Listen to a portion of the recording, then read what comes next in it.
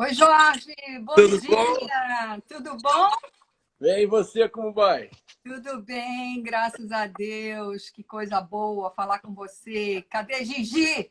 Gigi Gigi tá tá aí aí, já vi. atuando. Olá, Gigi. Tudo bom, meu amor? Como é que você tá? Então, Jorge, Hum, eu mandei para um monte de gente, mas esse horário, de repente, não é um horário bom. Mas como fica gravado, e o objetivo nosso é deixar isso gravado, né? Eu acho que a gente já pode começar, tá com bom? certeza. Deixa eu te falar. Quando nós fizemos a primeira entrevista para a minha dissertação, você tinha uma filha, né? Só tinha uma filha, não tinha o JB ainda. Não é Exato. isso? Então, porque eu fiz a minha dissertação em 2007, então terminei, né? Então você não tinha o Jorge Bernardo ainda. E Isso. na época você já me impressionou como pai, né? Porque você tinha toda uma diferenciação com os outros homens que ainda estavam se adaptando e você já tinha se adaptado, até porque a sua situação era uma situação diferenciada também, não é? Isso. E eu sei que você se tornou esse paizão que você é, porque você teve uma mãe que te deu uma memória parental, que trouxe para você uma memória parental muito boa, muito gratificante, né? E isso, no meu Exatamente. entendimento, fez a maior diferença na sua vida, no seu papel de pai. Então, eu queria que você falasse um pouco dessa situação, dessa memória parental que você tem do seu pai, para você se tornar o pai que você tem hoje. Depois, então, a gente vai falar da sua primeira filha, da criação que você teve com ela e como foi, para depois a gente chegar no Jorge Bernardo. Então, vamos começar pela sua mãe? Oi, Vamos começar. Rosali, bom dia. Vamos Vamos lá. sim. Bom, enfim, a minha mãe engravidou, ela tinha um relacionamento com meu pai estável. Ele não queria ter filhos, pelo menos naquele momento, e ele manifestou esse desconforto com a gravidez dela naquele momento da vida dele e dela. A minha mãe lamentou profundamente, porque amava ele bastante, mas ela disse que não iria abrir mão da gravidez. Ele, então, Uhum. por motivos diversos, eles se separaram, mesmo antes de eu nascer.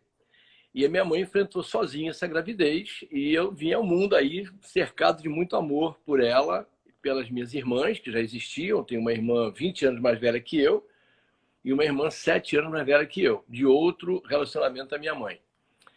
E cresci ouvindo da minha mãe que meu pai era uma pessoa maravilhosa, que meu pai sempre foi uma pessoa muito especial para ela e que me amava muito, mas que ele morava longe.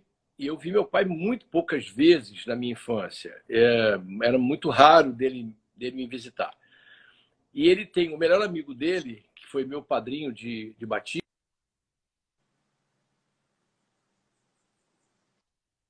da, da minha vida. Ia muito na minha casa, me visitava quase praticamente todo mês. E eu tenho uma lembrança muito boa dele, do seu Oliveira, que era meu padrinho. E eu cresci em todo esse movimento de crescimento aí, desde pequenininho, ouvindo da minha mãe coisas muito boas do meu pai. E ele sempre teve total liberdade para me visitar, apesar de ter feito isso muito poucas vezes. Ah, algumas vezes me incomodou o fato de não ter o pai presente, porque os amiguinhos todos tinham, todo onde eu morava, e a gente, às vezes, passava momentos na casa dos meus amigos e eles na minha casa, e eu não tinha a minha presença masculina. Mas aquilo não era um sentimento forte de ausência, porque minha mãe era muito presente. Minha mãe é uma pessoa muito forte. Então, eu sempre tive assim, uma cobertura muito grande, né? Mas é óbvio que a presença paterna faz uma falta danada para qualquer criança, né? Mas eu tive alguns substitutos. Como eu disse, meu padrinho, que ia muito na minha casa. O meu cunhado, casado com a minha irmã mais velha, o Valdir, sempre foi um paizão protetor para todo mundo, e eu tinha nele uma grande referência.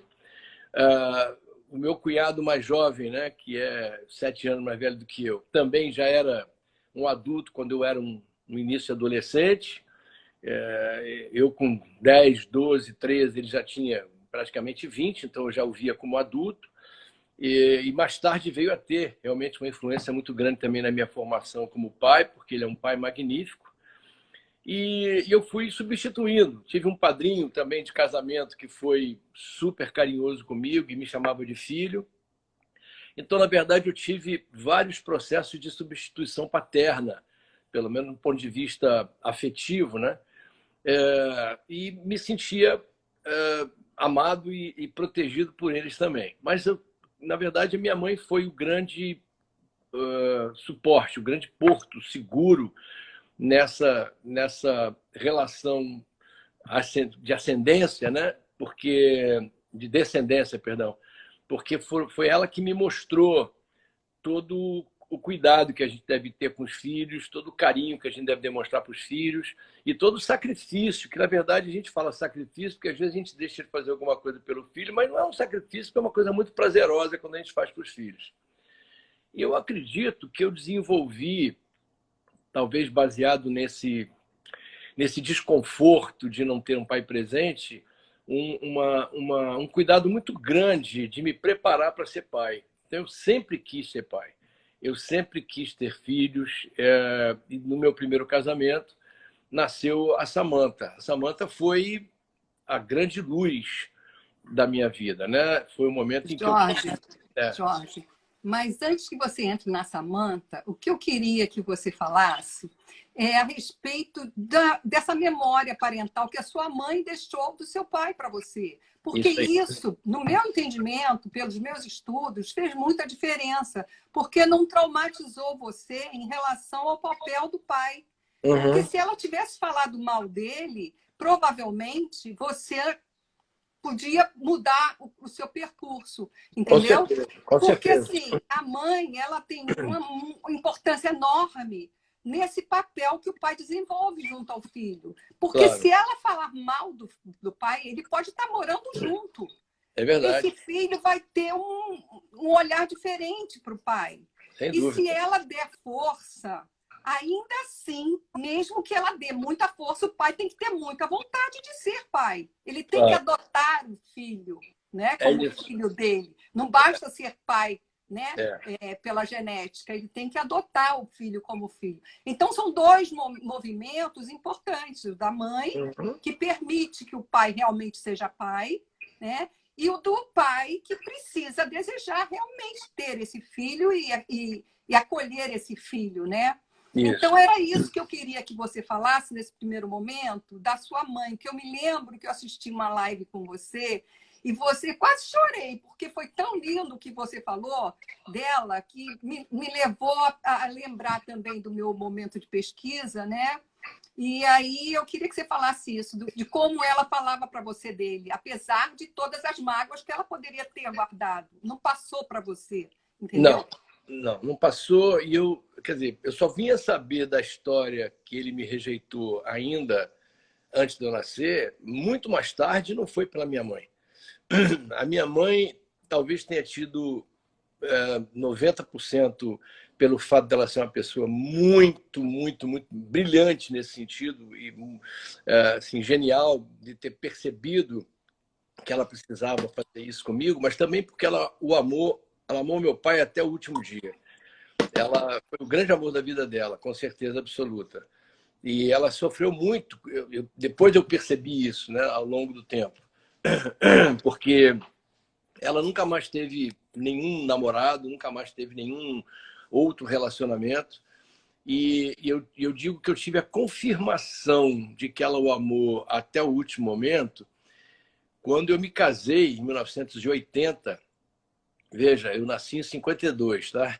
Em 1980 eu me casei pela primeira vez e eu consegui fazer o contato com meu pai, mandei para ele um convite do meu casamento, me aproximei mais dele, ele estava casado já nessa época, eu tenho 3 irmãos por parte de pai que eu não conhecia, até 1980 eu não conhecia meus irmãos, com 28 anos, imagina, e E eu fui visitá-lo, conheci a esposa dele, conheci os meus 3 irmãos, isso poucos meses antes. Só um instantinho, Jorge. Tocou um negócio aqui. Peraí. Continuando a falar sobre paternidade contemporânea. Cara, é só você tirar o volume. Tira o volume. Pronto. Tirou. Não parou, não. É o seu telefone? Então tira o volume dele. Já desliguei. Então, não tem problema. Então, eu fui visitar o meu pai, a casa dele, conheci a esposa dele, conheci meus 3 irmãos, aos 28 anos. E ele estava muito envergonhado, eu acredito, estava muito acanhado. E eu acolhi muito bem. Foi uma reunião muito emocionante. Ele se sentiu muito à vontade e eu convidei a todos para o meu casamento, que aconteceria logo após. Todos foram ao meu casamento. E meu pai estava na igreja do lado da minha mãe, no altar, me recebendo. E eu vi a minha mãe exultante, felicíssima. Não que ela tivesse mais qualquer esperança que ele a amasse, mas que era a formalização dessa reconstrução da estrutura familiar que ela não tinha podido me oferecer durante a vida. Foram alguns meses em que nós tivemos esse contato. Eu viajei de lua de mel, quando voltei ele estava internado e morreu. Olha! Então Deus me deu uma possibilidade muito grande de me reencontrar com ele e nos perdoarmos, porque eu não culpo por nada. Ele era muito novo, possivelmente, não tinha intenção de ter filhos naquele momento. Eu acredito, inclusive, que ele já tinha um relacionamento com a mulher dele na época e, enfim, estava namorando, possivelmente, e tinha também um relacionamento paralelo com a minha mãe. Então, para ele, uma gravidez naquele momento era muito inoportuna, né?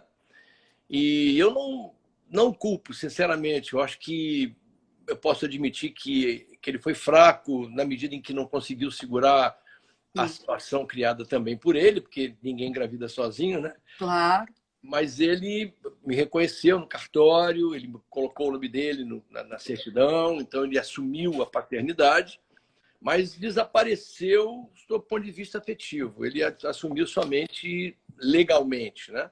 Entendi. Mas a parte que eu acho que seria a que eu mais gostaria de ter, que era a presença dele, eu não tive. Infelizmente. Mas a minha mãe, infelizmente. Mas a minha mãe, o que eu acho que ela fez de maravilhoso foi ela se protegeu, porque deve ter sido muito doído para ela ter sido abandonada, né? Vamos dizer assim, grávida, do homem que ela amou a vida Amava. toda. Mas também pelo gesto dela de me proteger, né? Contra uma raiva, um ressentimento que eu poderia ter dele desde pequeno. Então, meu pai, a história não era muito clara para mim, porque eu era muito pequeno, ela não podia me explicar detalhes, mas ela só dizia que ele morava longe, que ele vinha quando podia. E aí eu construí na minha cabeça, naquele primeiro momento, a ideia de que o pai pode morar longe, pode ser amado, pode morar longe, pode continuar sendo meu pai. E algumas dificuldades que eu tive para ir reconstruindo esse modelo, quando fui ficando mais esperto, mais velho, né? Com 10, 12, 15 anos de idade, eu já percebia que ele realmente tinha me rejeitado como filho. Mas que isso tinha tido um peso muito menor pelo cuidado com que a minha mãe teve comigo. Então, quando eu reencontrei, ainda antes de ser pai, né? Antes de me casar, e que eu o vi pessoalmente de uma forma muito mais verdadeira, porque aí estava tudo aberto, ele estava casado com outra pessoa, tinha outros filhos e não tinha me dado essa chance de conhecer meus irmãos. Mesmo assim, eu não nutri naquele momento, em nenhum momento, raiva dele ou ressentimento. Tristeza, sim.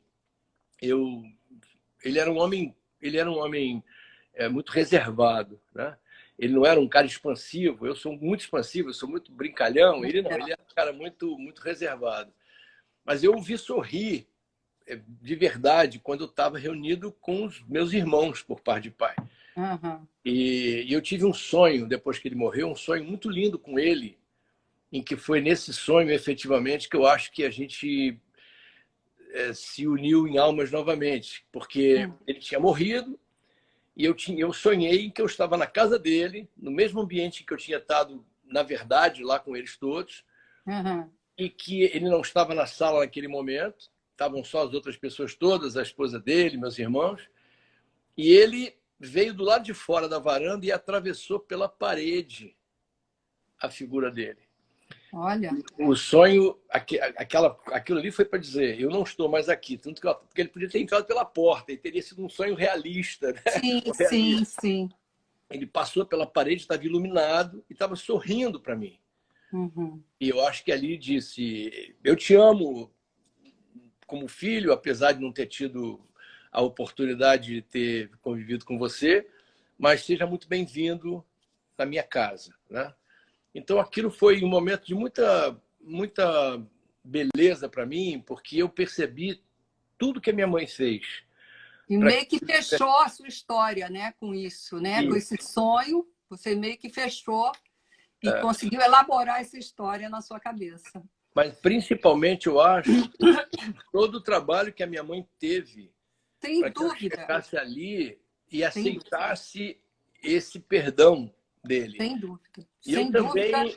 eu também pedi perdão, porque, de uma certa forma, não que eu me sentisse culpado por isso, mas eu acho que a gravidez os separou. Uhum. Então, de alguma forma, eu contribuí para que essa separação acontecesse, ainda que sem nenhuma responsabilidade, porque eu não pedi para ser gerado, né? Uhum. Mas eu entendi que eu fui o gatilho da separação deles. Então, eu também me desculpei com ele, com a minha mãe, porque a gente não se encontrou nessa vida da forma que tinha que ser encontrada. Mas eu acredito muito em outras vidas, sabe? Passei por algumas experiências muito interessantes e que eu percebo que a gente traz todos os ancestrais, os DNAs de todos os ancestrais quando a gente nasce. São mais de 4.000 pessoas de 11 gerações que passam na nossa formação. Então, acho que eu tive um momento assim muito lindo de reencontro com a paternidade. Que bom. Jorge, a Rosali está dizendo assim, parabéns, Jorge. Com muita maturidade, você conseguiu ver e entender que seu pai foi o pai certo, com a função sistêmica de te dar o maior presente que um ser humano pode receber, a vida. Isso mesmo. É isso mesmo, Rosali. Obrigada. E tem outra pessoa falando que magnífica história, Jorge. Então, Jorge, agora a gente já sabe, né, que para ser pai, o pai, para ser alguma coisa para a criança, ele tem que proteger essa criança, orientar essa criança e ser exemplo. E você, para Samantha, que foi a sua primeira filha, justamente na ocasião em que a gente fez a primeira entrevista para a minha dissertação, você me contou toda a história, como foi a sua criação, né? Como foi a criação da Samantha por você, que acabou você tendo sido pai e mãe. Como foi essa história? Conta pra gente. Bom, ela diz que eu sou pai, mas ela tem uma mãe muito, muito especial também. Uhum. A mãe da Samantha é uma pessoa, é um ser humano muito, muito bom. Uhum. É uma mulher com muitas qualidades.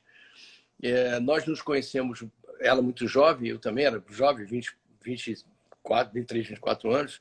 Uhum. E nos casamos cheios de amor, de coisas. Nossas famílias eram muito unidas e tal. Só que a gente era muito infantil, eu era muito imaturo, né?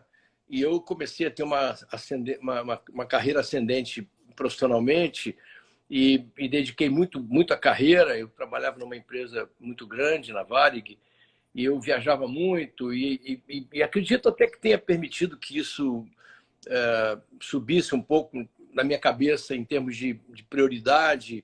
Era o trabalho, as viagens internacionais, viagens de primeira classe, hotéis 5 estrelas, etc. Aquilo me encantou, evidentemente.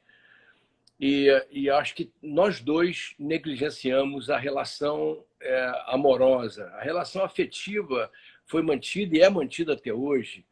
A Marise, a mãe da Samantha, tem trânsito livre na minha casa. A Gigi gosta demais dela. Que Aliás, bom. é muito difícil não gostar da Marise. Ela é uma pessoa muito, muito especial. Mas o amor acabou e a gente se separou. E a Marisa é psicóloga e é uma pessoa muito generosa. E eu tinha uma ligação, desde que a Samantha nasceu, uma ligação muito, muito forte, porque eu me preparei para ser pai, talvez inconscientemente, querendo evitar todo e qualquer movimento de rejeição como eu sofri. Eu Claro. abracei essa paternidade de uma forma absoluta e a Samantha passou a ser a prioridade na minha vida. Até a minha carreira foi colocada em segundo plano. Eu descobri naquele momento que eu nasci para ser pai e que todo o Olha. restante era consequência, era necessidade, né? Não tinha nada que me desse mais prazer do que estar com a minha filha. E a gente foi construindo essa relação junto com a mãe também, que sempre foi muito carinhosa, muito amorosa.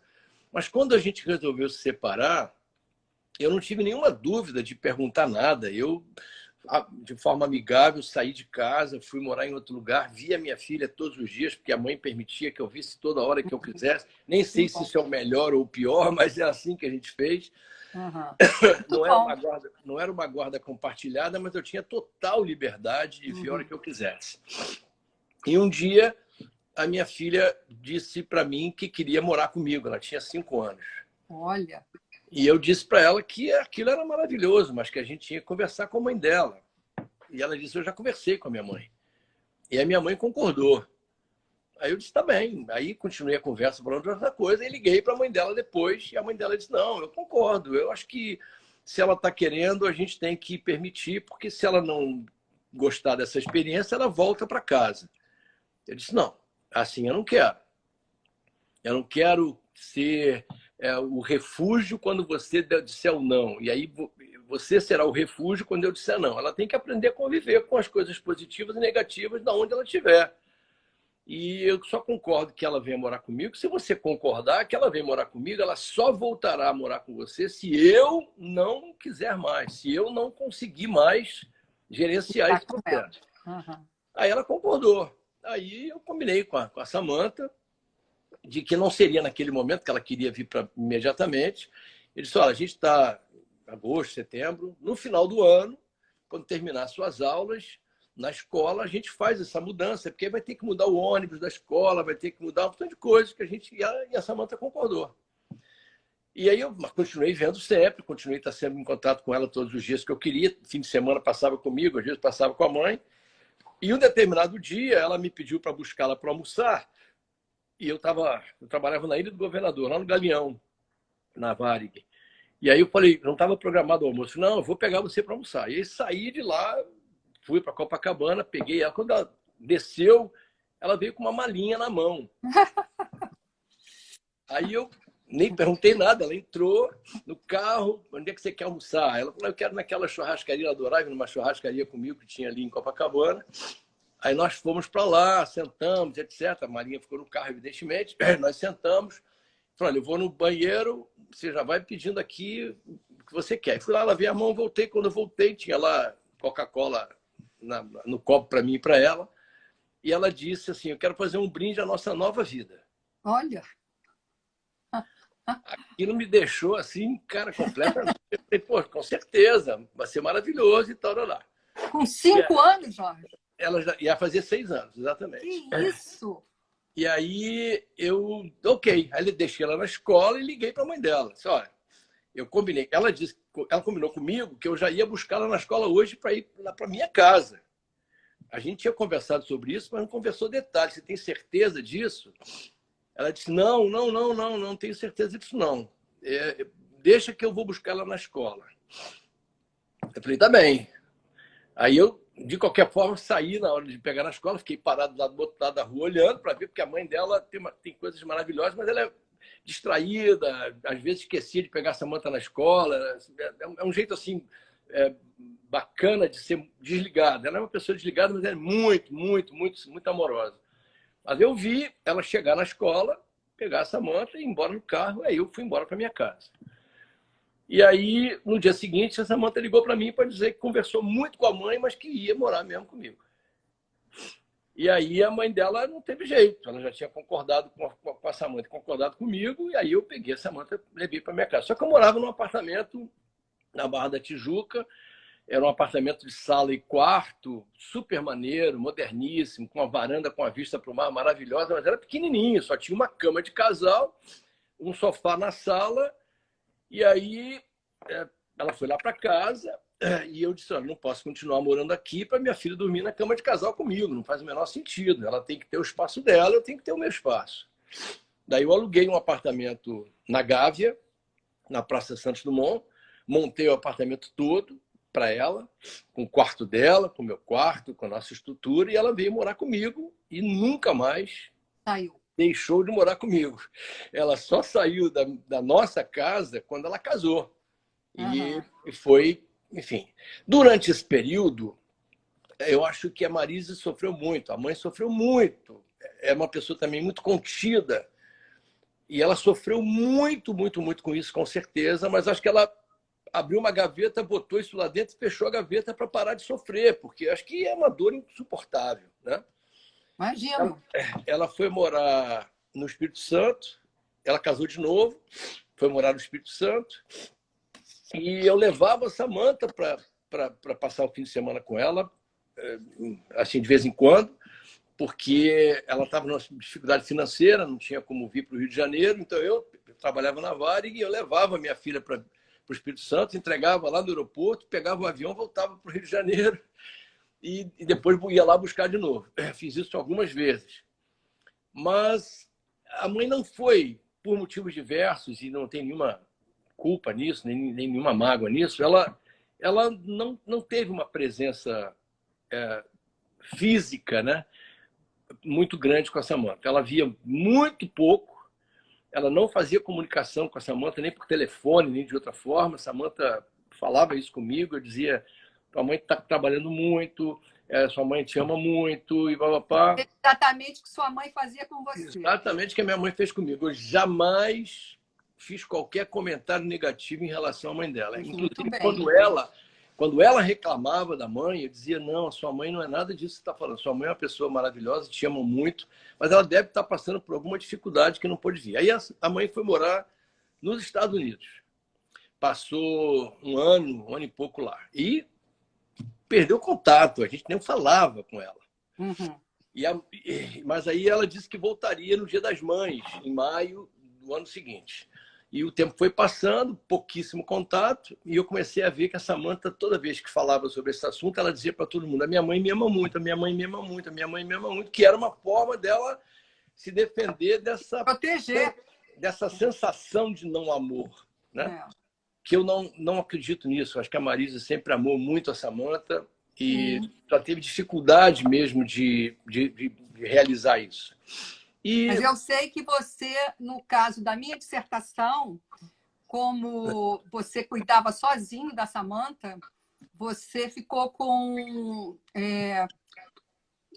Nós estipulamos um nome para esse tipo de pai, né? É pai diligente. Você lembra? Eu falei para você isso. Que é o pai que cuida sozinho da criança, né? Isso. E você acha, Jorge, que esse movimento que as mulheres fizeram de ir para o mercado, de lutar pelos seus direitos, foi que propiciou ao homem fazer essa mudança de paradigma, de sair, né, da coisa do autoritarismo, de ser o chefe da casa, ele meio que perdeu o lugar dele, né? E aí, você acha que foi esse caminho ou foi a cultura que foi mudando mesmo, foi se transformando desde a época da Covarde, no século XIII, na Idade Média, quando o homem se deitava junto com a mulher, ela tinha um filho lá, ele sentia as dores aqui, depois o filho ficava em cima dele para ele poder passar daquele estágio para o outro, e depois ficou a coisa do patriarcalismo, ficou fortíssima, e aí as coisas foram mudando depois desse processo das mulheres, mas também podia ser uma condição já da história, né? Que as coisas vão evoluindo. O que você acha? Qual é a sua ideia sobre isso? Bom, eu acho que houve, não vou dizer se houve uma separação óbvia nos papéis de homem e mulher na história, mas eu acho que, intrinsecamente, o homem nunca deixou de ser o responsável afetivo, amoroso pelos filhos. Eu acho que havia papéis a serem cumpridos, e os homens foram, talvez, por uma norma, por um estilo, por uma, enfim, uma forma mesmo de convivência, eles foram afastados daquele convívio do dia a dia dos filhos que cabia à mulher. Então, até 1960, não estamos falando de século passado, mas muito mais recente, Uhum. as mulheres não votavam. Elas não podiam trabalhar sem autorização do marido. Então, houve uma mudança social muito radical em Foi, poucos anos, né? verdade. E os homens, muitos, adoraram isso porque puderam exercer essa paternidade da forma mais afetiva possível, sem vergonha de mostrar que estavam emocionados, que choravam com os filhos e que eram frágeis. Porque até então não podiam ser frágeis, porque eram eles que traziam a comida para dentro de casa e que traziam todo o suporte para dentro de casa. Quando começou a se quebrar os movimentos feministas, muito mais do que os movimentos feministas, os próprios movimentos humanistas de aproximação, Sim. eu acho que a maioria dos homens se sentiu muito à vontade, muito confortável de dizer: eu amo meus filhos, eu quero trocar fralda, eu quero fazer esse papel. Eu acho que não houve uma pressão para isso, havia uma pressão contra isso. Os homens eram intimidados, eram forçados a não ter sensações de fragilidade, não podiam chorar. A gente ouvia isso da mãe: o homem não chora, né? Então, Você lembra daquela propaganda do Citibank, nos outdoors, que falava: não crie herdeiros, crie filhos? é, Isso é porque, né, tinha a questão toda do pai que vivia como provedor, apenas como provedor, para deixar para gerações seguintes a herança, né, esse tipo de coisa. E aí, realmente, essa mudança que a mulher fez na sociedade mudou também o homem. E ele pôde se permitir conviver mais com o filho e dizer que ama o filho e chorar, como você diz, né? é, eu acho, sabe, Edna, que os filhos descobrem que os pais não são seres superiores, não são seres invencíveis, Não são super-heróis? não são super-heróis, em algum momento do seu desenvolvimento, porque Uhum. começam a perceber o que super-herói não existe, começam a perceber as fragilidades e fraquezas do pai e da mãe. E eu acho que essa passagem é muito importante que seja feita de uma forma muito natural, como é também assumir que não existe Papai Noel, né? Porque dói. O teu filho Sim, acredita em Papai Noel. Em algum momento ele deixa. Eu sempre quis que meu filho acreditasse em Papai Noel, que essa Samantha acreditasse em Papai Noel, até quando eles quisessem, quando eles pudessem. Eu me fantasiei de Papai claro. Noel, eu me fantasiei de Papai Noel a vida inteira, É para uma minha família magia, né? toda. É uma magia. Mas a É. gente sabe que em algum momento alguém vai quebrar isso. Né? Algum Uhum. menino, algum amiguinho vai dizer: você é trouxa, Papai Noel não existe, é o teu pai que compra. Então, eu acho que, da mesma forma, aconteceu com a Samantha, aconteceu isso, dela perceber que eu não era super-herói, porque eu era, para ela, um super-herói. Em algumas coisas que eu fazia que eu virava o mundo para resolver as coisas para ela. Né? Teve uma vez que ela foi passar o Natal com a mãe, ela sempre passava comigo, e na minha casa sempre foi festa, sempre a minha casa foi o centro dos natais, a festa com 70, 80, 100 pessoas. Hum. E esse ano a mãe pediu para passar com ela e, evidentemente, eu permiti. E a Samantha não queria, mas ela foi. E Uhum. ela foi, e a mãe estava num hotel na Bahia, um hotel lindo, um resort, mas para passar ela, o marido e a Samantha. E a Samantha lembrando, pensando na festa que ia ter na minha casa. E Uhum. aí falou com a mãe 2, 3, 4 vezes que ela queria ir embora, a mãe concordou. A mãe sempre foi uma pessoa muito generosa também. E ela ligou para mim no dia 23 de dezembro à noite. para dizer que queria passar o Natal comigo. Ela estava numa cidadezinha no interior da Bahia. E aí eu falei, sua mãe concordou? Concordou. Tá bom. Aí no dia seguinte eu pedi lá para minha secretária na Varig conseguir a passagem para minha filha. Porque os voos estavam lotados. E do lugar que ela estava para Salvador, era uma outra companhia, que não era a Varig, mas que, por sorte, era do mesmo grupo da Varig. Uhum. E a gente conseguiu encaixar minha filha no voo dessa cidadezinha para Salvador, de Salvador para o Rio de Janeiro. Ela chegou às 7h30 da noite do dia 24 de dezembro, no Rio de Janeiro. E eu estava lá no aeroporto esperando por ela. Uhum. E ela chorou tanto, ela beijou tanto, ela queria beijar o chão. Ela me abraçou tanto e agradeceu tanto. Naquele momento, eu acho que eu tinha reafirmado que eu era um super-herói, porque eu tinha movido o mundo para trazê-la. Claro. E ela passou o Natal comigo. Então, em algum momento, e eu tenho certeza quando isso aconteceu, quando a gente voltou, a gente veio morar nos Estados Unidos de 97 a 99. Eu vim contratado por uma empresa americana e ela veio comigo, evidentemente. Mas em 99, eu estava mal pessoalmente, afetivamente eu não estava bem. E eu resolvi voltar para o Brasil. Recebi uma proposta para trabalhar no Brasil e resolvi voltar. Ela não queria voltar. E ela voltou comigo porque eu tinha que voltar. E ela sofreu com isso. Foi um momento ruim para ela, porque ela tinha começado a construir uma opção de coisas aqui nos Estados Unidos, um sonho americano, falando inglês fluente, estava começando a namorar um menino que ela gostava. E eu, com a minha decisão, quebrei isso, né? E ela sentiu muito. E ela mandou, nesse processo, nós voltamos ao Rio de Janeiro, e eu depois voltei aqui para cá, para a América, para pegar as nossas coisas, botar no container e voltar para o Brasil. E ela mandou um e-mail para mim, dizendo que entendia tudo que estava acontecendo, mas que ela estava se sentindo deslocada e que talvez fosse uma boa ideia, quem sabe, ela passar um tempo com a mãe, ou até, enfim, e dizendo muito, muito cuidadosa no que ela falou. Mas eu senti ali uma coisa assim, você me magoou, eu vou te magoar. Mesmo sem ter tido vontade dela fazer isso. Consciente, né? Aí eu mandei um e-mail para ela também, na época não tinha essa facilidade que a gente tem agora, e eu respondi um e-mail para ela dizendo que eu achava que estava muito madura a decisão dela, que ela tinha total, enfim, liberdade para tomar as decisões dela, e a minha vida não teria o menor sentido sem ela. E que eu não sei se eu seria capaz de continuar no processo que eu tinha iniciado sem ela, porque ela era a razão da minha vida. Daí ela respondeu para mim, era só isso que eu queria ouvir. Olha. E aí a gente começou um novo processo, né? A desconstrução do super-herói. Sim. E a construção do pai.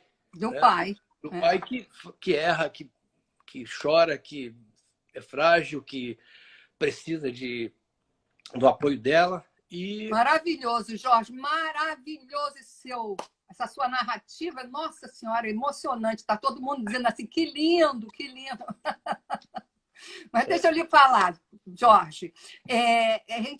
Na verdade, eu estou fazendo Instagram, live de 40 minutos, mas com você é impossível, né? Porque você tem tanta história boa para ficar contando.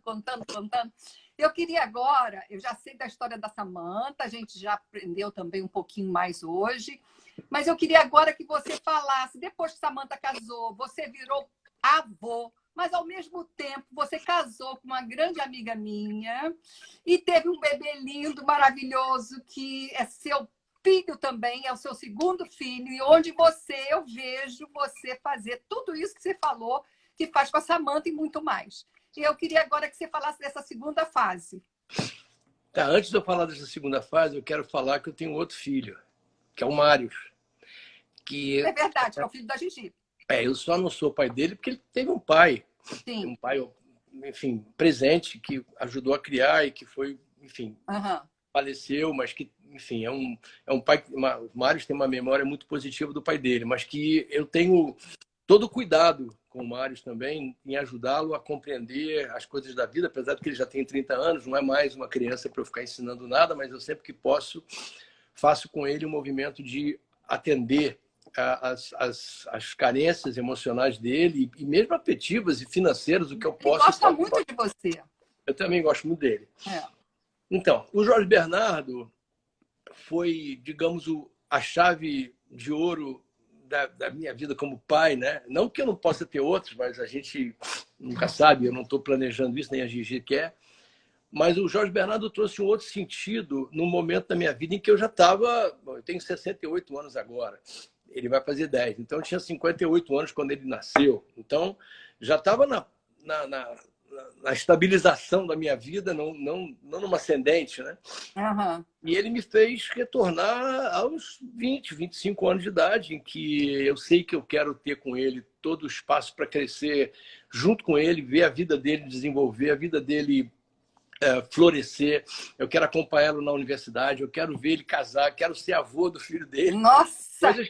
Coisas que eu quero, e isso me fez mudar muito. E vai fazer, claro, tudo isso. E vai fazer. Então, eu fiz muitos movimentos muito interessantes. Essa vinda aqui para os Estados Unidos novamente com ele foi para oferecer para ele a mesma coisa que eu ofereci para a Samantha, um novo olhar para o mundo, uma nova cultura, um novo idioma, uma nova forma de enxergar o mundo. Acho que é isso que a gente deixa, esse legado que a gente deixa, são essas experiências que nossos filhos passam conosco, né? Exatamente. E também me fez cuidar muito mais de mim. Hoje eu faço meus treinos diários, perdi peso, todas as minhas taxas estão sob controle. Eu estou com preparo físico de 30 anos. Eu não diria de 30, mas de 40 e poucos anos. E estou continuando, sinto falta dos treinos quando eu não faço. E quero continuar fazendo, quero continuar tendo uma alimentação, faço uma alimentação muito melhor hoje, com vegetais, legumes, verduras e proteínas, muito pouco carboidrato, zero açúcar. Então, isso é uma mudança que não é fácil de você fazer na minha faixa etária. Não é. É muito difícil se levantar, largar o controle remoto no sofá e sair para andar 1 hora e correr 1 hora. E eu faço isso por mim, evidentemente, porque eu me amo, eu faço por mim, mas é óbvio que eu faço pelo Jorge Bernardo, pela Samantha, pelo João, que é o meu neto, que é a coisa mais linda do mundo. Eu tenho uma relação com o meu neto diferente, muito diferente. Nós nos vemos pouco, porque eu moro aqui, ele mora no Brasil, mas a gente tem uma relação, a minha filha diz, é uma relação de outra dimensão. Ele outro dia acordou e disse para minha filha: mãe, você está com saudade do vovô Careca? Eu tô. Eu também. Quando passar o coronavírus, eu quero ir para casa dele e vou levar tudo que eu tenho na minha malinha do McQueen, que é uma malinha que ele tem de rodinha para ele levar as coisas dele. Uhum. E aí ela disse, então você vai dizer para ele. E aí me chamou e ele falou isso para mim. Aí a gente chorou assim uns 10 minutos de emoção. E a gente tem uma ligação muito, muito forte. Eu acho que talvez em função da ligação que eu tenho com a Samantha, que ele, evidente, como fruto dela, trouxe isso junto. Então, essas coisas, Edna, me fazem ter a certeza de que eu acertei a mão como pai. Eu errei muito, evidentemente, cometi muitos erros por imaturidade, por ignorância mesmo, mas eu tenho certeza que no conjunto da obra eu tenho feito um bom papel como pai, e isso é o meu maior orgulho, porque a minha profissão muda, amanhã eu mudo de emprego, amanhã eu mudo de trabalho, mas os meus filhos não mudam nunca. Meus filhos são meus até para sempre. Até para sempre, em outras pra vidas. Sempre. Tá? Eu disse outro dia que teve uma pessoa que entrou no meu Instagram e roubou a minha identidade. Né? Eu tinha muitos seguidores, tinha muitos vídeos lá, e alguém entrou, mudou a minha senha, não sei como é que se faz isso, também não tem muita importância. Eu criei outro Instagram e comecei novamente a fazer as coisas que eu gosto. E outro dia alguém me perguntou sobre isso. Eu disse, olha, eu lamento que alguém tenha feito isso, mas eu quero dizer para ele que o Jorge Bittencourt sou eu, não é ele. Se ele está roubando a minha identidade é porque ele não tem alguma que ele se orgulhe. Eu tenho uma que eu me orgulho. Eu sempre faço o meu melhor. Eu quero ser sempre a minha melhor versão todos os dias. E quando eu erro, eu tenho muita facilidade para dizer me desculpe. Eu tenho muita dificuldade para pedir perdão. Isso é uma coisa também, Jorge, que eu gostaria que você falasse. Quando o seu filho faz alguma coisa, você briga com ele. Você, uma vez também eu vi na live isso. Você falou de um jeito muito bonito com seu filho. Eu queria que você desse o exemplo aqui. Eu, como todo mundo, erro, perco a cabeça, dou bronca nele, falo coisas que eu não quero falar, e aquilo me dói tanto. E a Gigi diz para mim: não sofra com isso, faz parte da educação, faça como se fosse um teatro. Acho que ela tem razão, mas eu não consigo. Eu não faço teatro, eu falo mesmo, brigo mesmo, dou bronca mesmo, como eu dei muitas na minha filha. E ela uma vez disse para mim: pai, você não precisava brigar comigo. Bastava você ficar em silêncio comigo, que eu já sabia que você não estava bem e que eu tinha feito alguma coisa errada. Mas quando acontecia isso, e agora com o Bernardo, e converso com ele dizendo que ele é a razão da minha vida e que eu briguei com ele porque eu preciso dar limite para ele, que eu preciso dizer não para ele e que isso também é amor. E aí eu abraço e a gente fica abraçado alguns minutos abraçado. Enquanto eu não faço isso, eu não estou curado daquela dor de ter brigado com ele. Eu sei que eu preciso brigar, eu sei que eu preciso dar limite. Mas eu acho que deve existir um outro caminho que eu ainda não encontrei de fazer isso sem briga, sem grito, sem discussão, só com amor. Eu não descobri. Essa talvez seja a grande falha da minha missão como pai, porque eu ainda sou passional, ainda brigo, ainda grito, mando subir, boto de castigo, tiro videogame.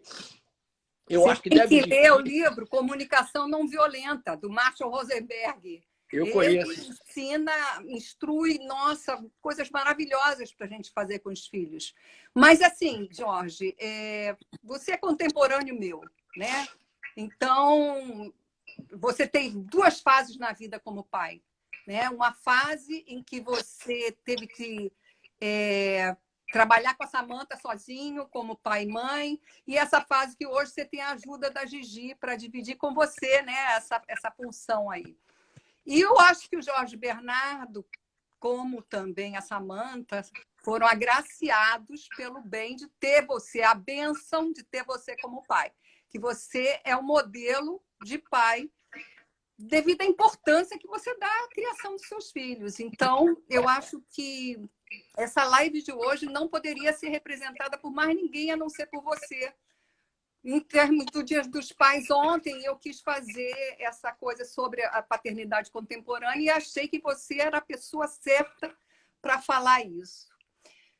As pessoas estão dizendo parabéns pelo trabalho, tenho que sair porque tem um atendimento, adorei vir aqui, depois assisto a gravação. Então, está todo mundo gostando demais do que você falou. Que máximo! Mas, Jorge, vamos deixar um tempinho para você se despedir. Queria te agradecer demais tudo que você trouxe para a gente. Foi maravilhoso. Que bom que vai ficar gravado. As pessoas vão poder continuar a ver, assistir, e outras pessoas que não puderam vão ter oportunidade de fazer isso. E eu queria que você se despedisse agora, para a gente não chegar a 1 hora, porque eu firmei comigo que não ia fazer live de 1 hora. Ok, então deixa eu dizer o seguinte, só para... Não é corrigir, não, é só para acrescentar o que você falou. Eu nunca pretendi e nunca fiz o papel de mãe para Samantha. Eu sempre fiz o papel de pai. É porque ela falava que você era o pai. Mas eu quero dizer o seguinte, eu não acho que o pai ajuda. Eu acho que o pai faz. O pai faz a mesma coisa que a mãe. É claro. E eu sempre deixei o espaço da mãe dela pronto para voltar a assumir, e ela fez isso. A Marisa se reaproximou da Samantha, principalmente depois do nascimento do João, e elas têm hoje uma relação linda entre mãe e filha, e eu tenho certeza absoluta que eu contribuí para que isso fosse possível, porque eu nunca quis ocupar o espaço da mãe dela e nunca coloquei ninguém no lugar da mãe dela.